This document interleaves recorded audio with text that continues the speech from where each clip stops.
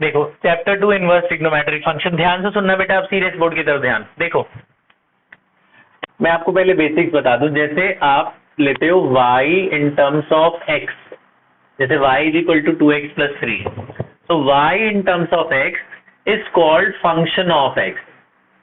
y in terms of x is called function of x। अगर यहां से x की वैल्यू निकाली जाए, x की वैल्यू कितनी आएगी, ये 3 उधर जाएगा, y माइनस 3, 2 उसके नीचे चला जाएगा ना, तो ये जो x की वैल्यू y के टर्म में निकलती है इसे कहते हैं f इनवर्स। इसे इस फंक्शन का इनवर्स कहते हैं। इनवर्स क्या होता है, x in terms of y is called f inverse and y in terms of x is called function.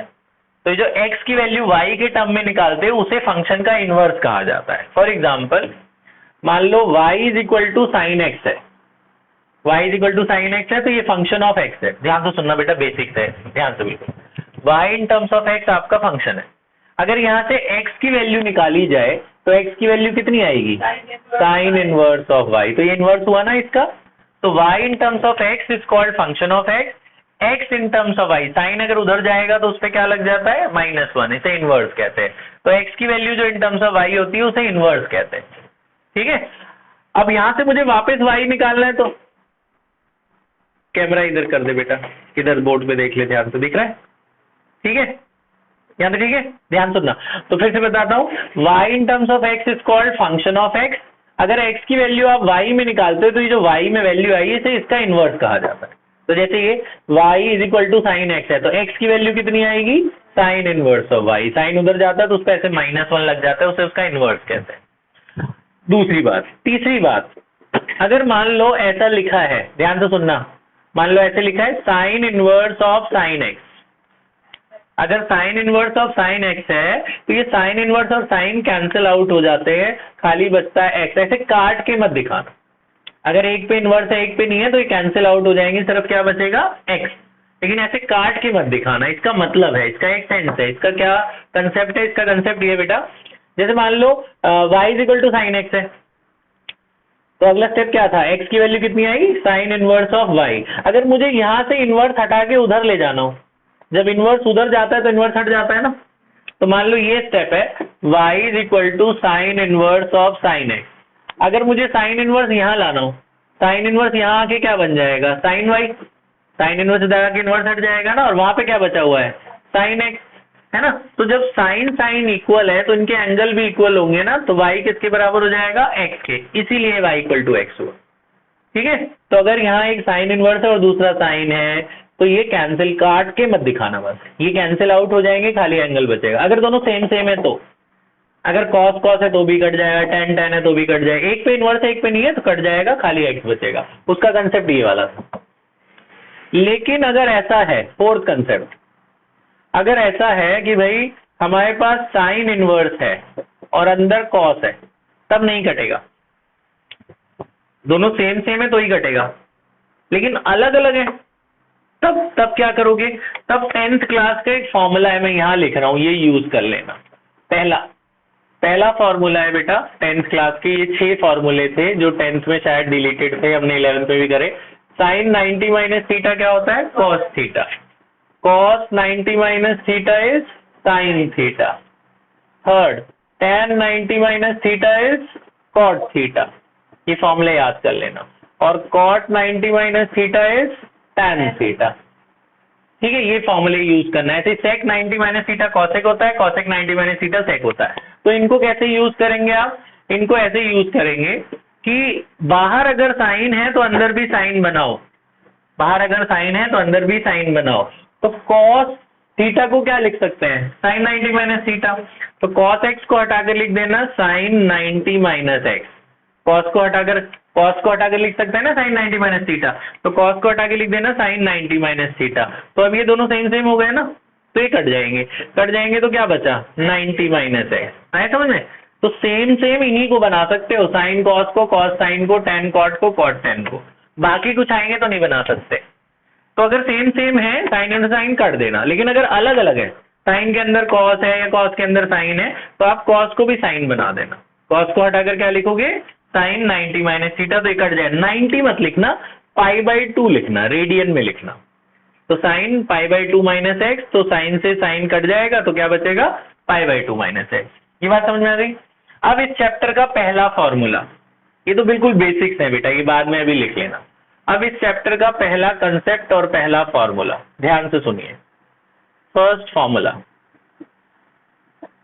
पहला फॉर्मूला बेटा, अगर साइन इनवर्स के अंदर माइनस है, टैन के अंदर माइनस है और कॉसेक के अंदर माइनस है, साइन टैन और कॉसेक के अंदर अगर माइनस है तो माइनस बाहर आ जाता है।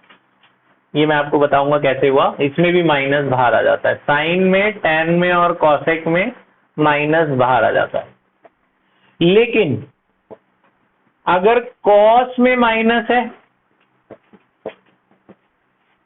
सेक में माइनस है और कॉट में माइनस है, कॉस में, सेक में और कॉट में अगर माइनस है तो आपको माइनस हटाना है तो पाई माइनस करना पड़ेगा, तो अंदर से माइनस हट जाएगा। अगर आपको अंदर से नेगेटिव साइन हटाना है तो पाई माइनस, इंपॉर्टेंट रूल है ये, मैं आपको बता दूंगा कैसे हुआ प्रूफ। ऐसे ही सेक में भी माइनस हटाना है तो पाई माइनस करेंगे तो हटेगा, इसमें भी माइनस हटाना है, पाई माइनस करेंगे तो अंदर से माइनस हट जाएगा। तो साइन में, टैन में और कॉसेक में पाई वाई की जरूरत नहीं है, सीधा माइनस बाहर ले आना, माइनस बाहर। लेकिन इनमें अगर माइनस है तो आपको पाई माइनस करना पड़ेगा, तब अंदर से माइनस हट के प्लस हो जाएगा। थर्ड फॉर्मूला, हमने 10th में पढ़ा कि कॉसेक थीटा किसका उल्टा होता है, साइन का। कॉसेक थीटा क्या होता है, 1/sin थीटा। कॉसेक थीटा इज 1/sin थीटा। सेक थीटा क्या होता है, 1/cos थीटा। कॉट थीटा क्या होता है, ठीक है ना, हमने ये पढ़ा है 10th में। अब इनवर्स में ऐसे रूल फॉलो नहीं होते। अगर हमारे पास कॉसेक इनवर्स है तो कॉसेक को आप 1/sin नहीं लिख सकते, कॉसेक को आप सीधा साइन इनवर्स लिख सकते हो। एंगल उल्टा कर देना, कॉसेक अपॉन में नहीं जाएगा, कॉसेक को सीधा साइन कर देना। क्या उल्टा होगा, एंगल, जो भी इसकी वैल्यू दे रखी है उस वैल्यू को उल्टा कर देना। तो कॉसेक इनवर्स को अगर साइन में बनाना है बना दो, एंगल रेसिप्रोकल कर देना 1/x। सिमिलरली ये फॉर्मूला है। सेकंड फॉर्मूला, अगर मेरे पास सेक है, जैसे सेक थीटा क्या होता है, 1/cos, तो सेक को आप सीधा कॉस लिख सकते हो, लेकिन एंगल रेसिप्रोकल, जो इसकी वैल्यू है वो रेसिप्रोकल हो जाएगी।